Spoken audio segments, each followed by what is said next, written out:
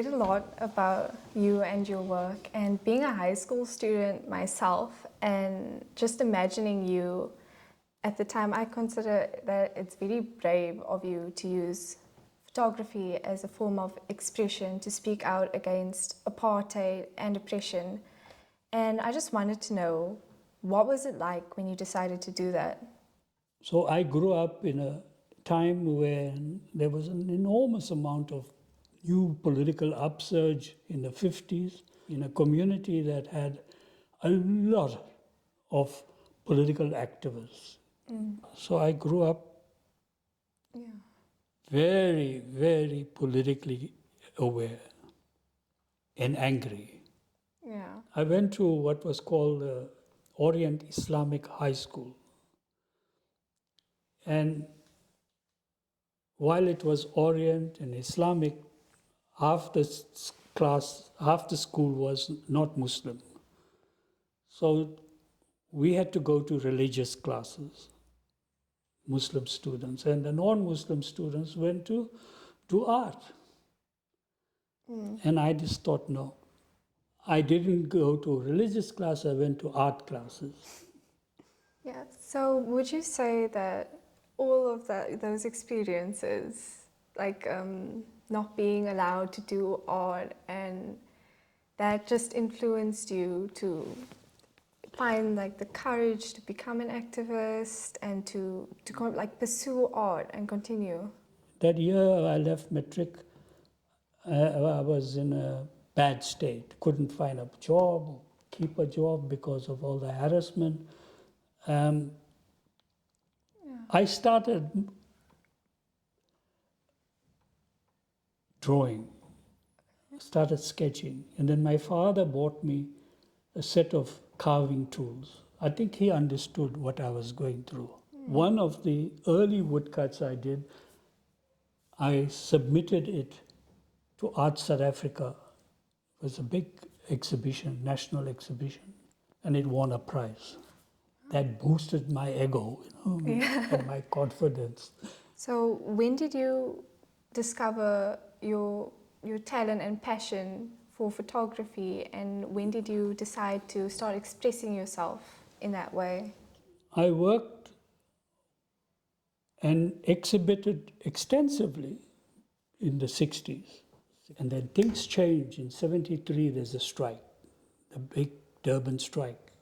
And I then become full-time involved in building what was called the trade unions then. We would wake up at 4, go to the factory gates, recruit workers, take the complaints, come to the office, and then in the evening we would have classes. I thought to myself, we can repeat ourselves all the time? Why don't I put this into a slide tape show and then use that in the classes?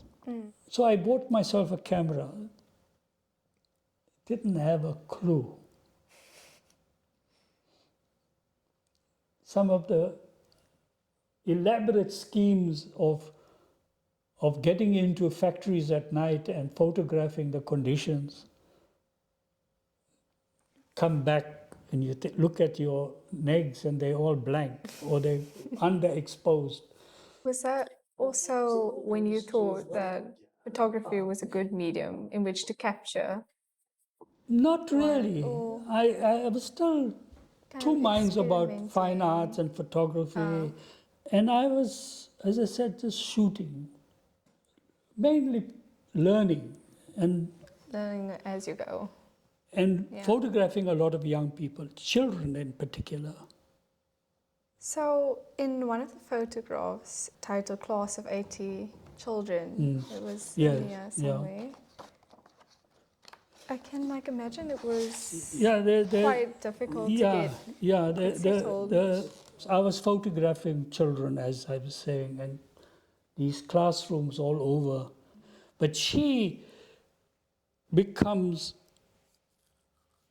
the main figure, this woman who had to deal with this army of children, requires enormous amount of patience and strength Yes. You know, there's a stereotype in how South African blacks were represented as people with no power, no agency.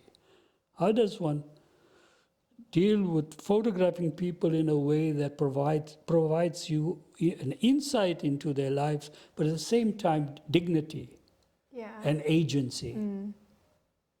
In terms of composition and tonal range, like how did you use that as a tool to convey your message? As a photographer, you become incredibly hypersensitive to what you see, the composition, the moment. And there are so many moments, and you then choose one. And that's sometimes quite deliberate, and other times it's just luck. Just, yeah. Hey, You know what I mean? It just comes automatically. it just comes out. Yeah, you, you learn to see. So, when taking the photographs, would it happen in the spur of the moment? Was there a process where you would pose? You know, this picture of David Brown protesting outside. David Brown was a comrade of mine, a very close friend of mine, and he was on a placard demonstration, part of the detainees' parents' committee. And so I knew about